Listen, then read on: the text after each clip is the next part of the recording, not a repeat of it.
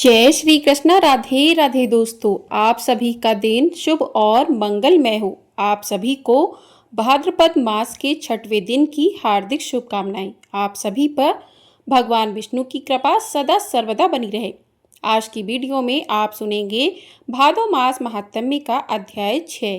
तो आप सभी लोग मेरे साथ वीडियो में जुड़े रहिएगा और अध्याय को पूरा अवश्य सुनिएगा। प्रिय श्रोताओं, आज का अध्याय शुरू करने से पहले भगवान विष्णु के श्री चरणों का ध्यान करते हैं। उसके बाद आज के अध्याय को प्रारंभ करते हैं। तो प्रेम से बोलिए भगवान विष्णु की जय। आज के अध्याय में श्री ब्रह्मा जी कहते हैं कि हे मुनिवरों, कल्प के अंत में जब महासंहार आरंभ हुआ, चंद्रमा, सूर्य और वायु का नाश हो गया, स्थावर जंगम सभी प्राणी नष्ट होने लगे। उस समय की बात बतलाता हूँ।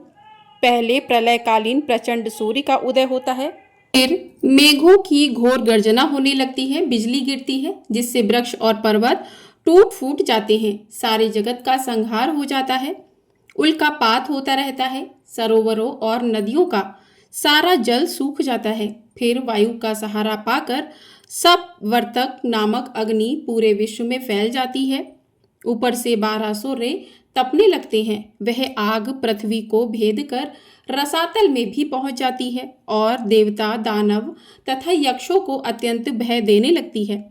पृथ्वी पर जो कुछ भी रहता है वह सब कुछ जलाकर नागलोक को भी जला देती है और फिर क्रमशः नीचे के समस्त लोकों को तत्काल नष्ट कर देती है। ऐसे घोर महाप्रलय के समय परम धर्मात्मा मार्कंडेय मुनि अकेले ध्यान मगन होकर बैठे हुए थे। प्रलय की अग्नि की लपट उनके पास भी पहुंची। उनके कंठ, तालु और ओठ सूख गए। उस महाभयानक अग्नि को देखकर वे भय से व्याकुल हो गए और कोई रक्षक न पा सकने के कारण इधर उधर भागने लगे। चारों ओर अग्नि ही अग्नि थी, उन्हें कहीं भी शांति नहीं मिली।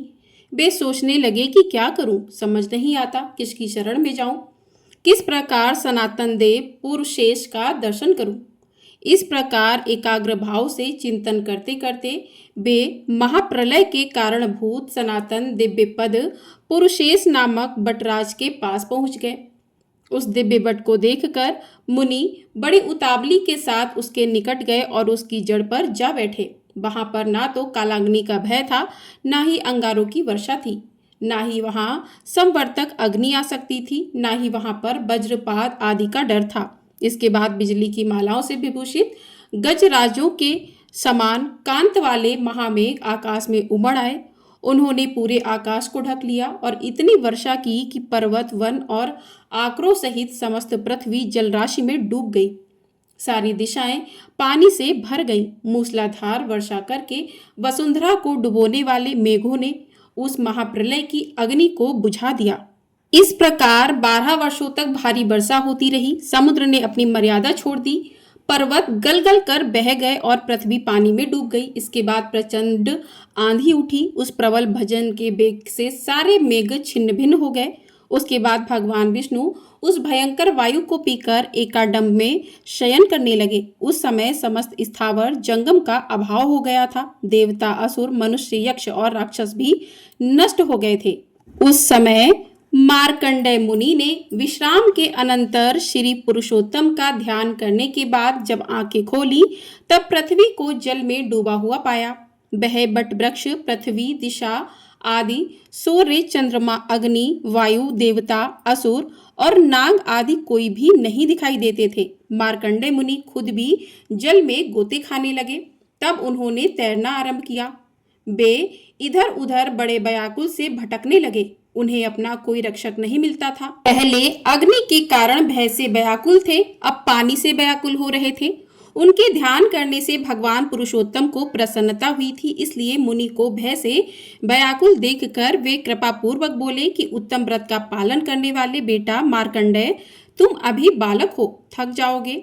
आओ आओ शीघ्र मेरे पास चले आओ और अब तुम्हें डरने की कोई भी आवश्यकता नहीं है, मेरे सामने आ गए हो। भगवान की यह बात सुनकर मुनि चिंता में निमग्न हो गए। सोचने लगे कि क्या मैंने कोई स्वप्न देखा है या फिर मुझ पर यह मोह छा गया है। यह विचार आते ही उनके मन में दुखनाशक बुद्धि का उदय हुआ। अब उन्होंने यह निश्चय किया कि मैं भक्ति पूर्वक भगवान पुरुषोत्तम की शरण में जाऊंगा। इस निश्चय के अनुसार मार्कंडेय मुनि मन ही मन भगवान का ध्यान करते हुए उनकी शरण में गए। तब उन्होंने जल के ऊपर पुनः उस विशाल बट वृक्ष को देखा। उसके ऊपर सुंदर दिव्य पलंग बिछा हुआ था, जिस पर बाल रूपधारी भगवान श्री कृष्ण विराजमान थे। वे कोटि कोटि सूर्यों के समान तेजस्वी शरीर से दादीप्यमान हो रहे थे। चार भुजा, सुंदर अंग, पद्म पत्र के समान विशाल नेत्र, श्री वत्स चिन्ह से विभूषित वक्ष स्थल और हाथों में शंख चक्र और गदा थे। हृदय बनमाला से विभूषित था। वे दिव्य कुंडल धारण किए हुए थे। गले में बहुत से हार शोभा पाते थे। दिव्य रत्नों से उनका श्रृंगार किया गया था।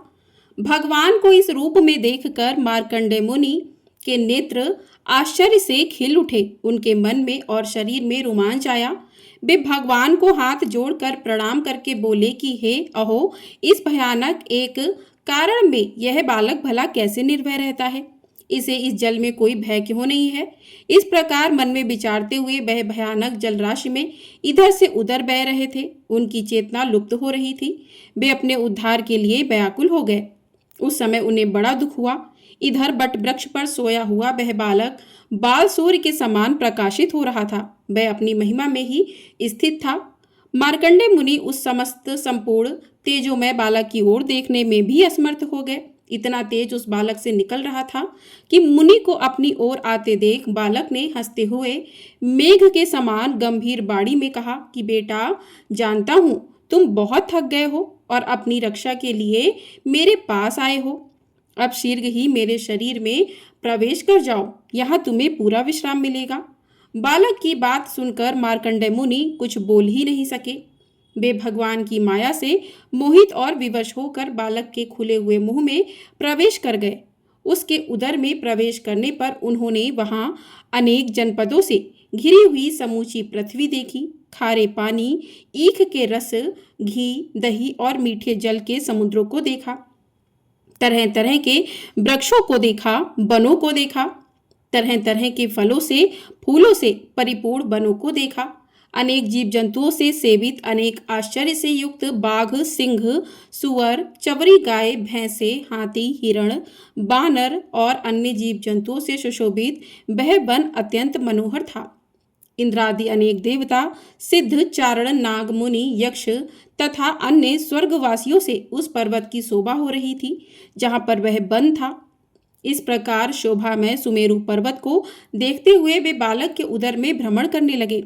उन्होंने क्रमशः हिमवान, हेमकूट, निषद, गंधमादन, श्वेत, धुरधर, नील, कैलाश, मंदरगिरी, महेंद्र, मलय, विंध्य, परयात्र, अर्बुध, सय, शक्तिमान तथा मैनाक आदि बहुत सारे पर्वतों को भी देखा।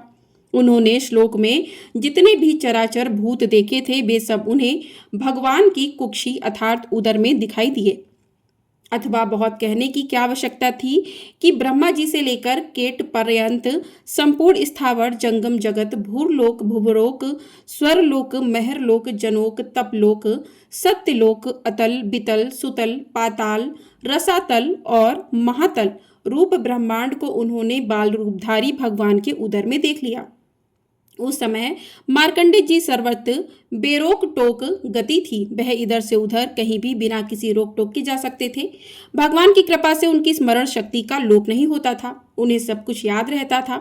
वे भगवान के उदर में संपूर्ण जगत को देखते हुए घूमते फिरते, किंतु उनके शरीर का तो कहीं अंत ही नहीं मिला। तब वे वरदायक देवता श्री हरि के शरण में गए।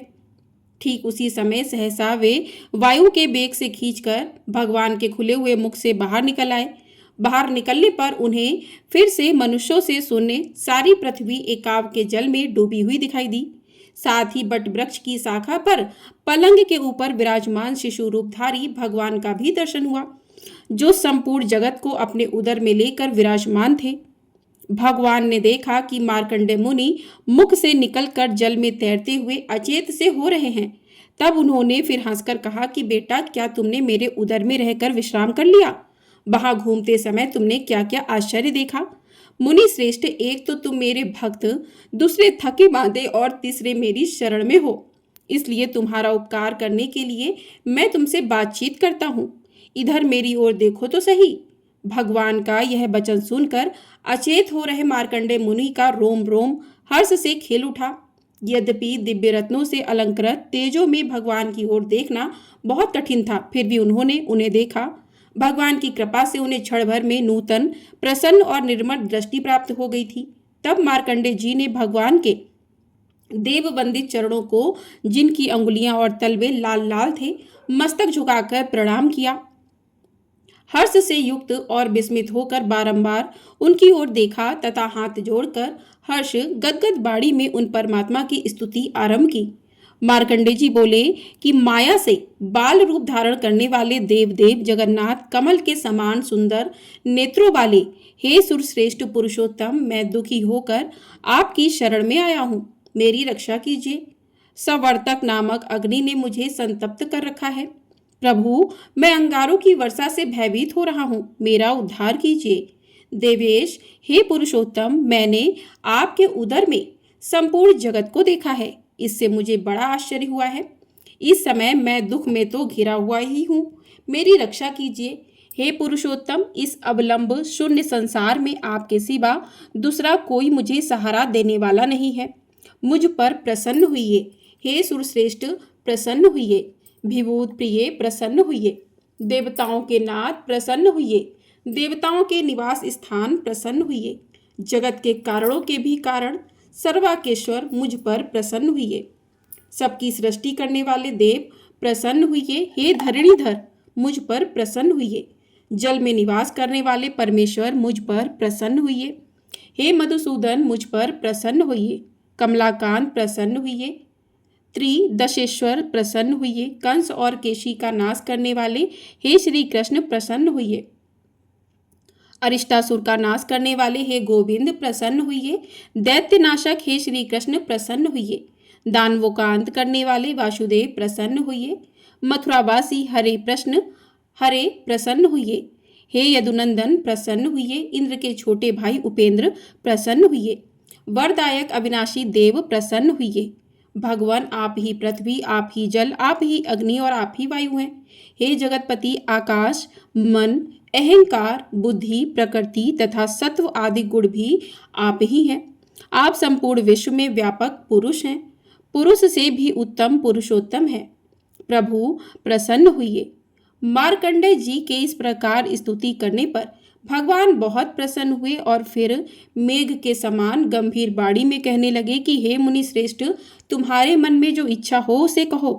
ब्रह्मा, ऋषि, तुम मुझसे जो कुछ चाहोगे वह सब मैं तुम्हें दूंगा। मार्कंडेय जी बोले कि देव, मैं आपको और आपकी माया को जानना चाहता हूँ। देवेश, आपकी कृपा से मेरी स्मरण शक्ति लुप्त नहीं हुई है।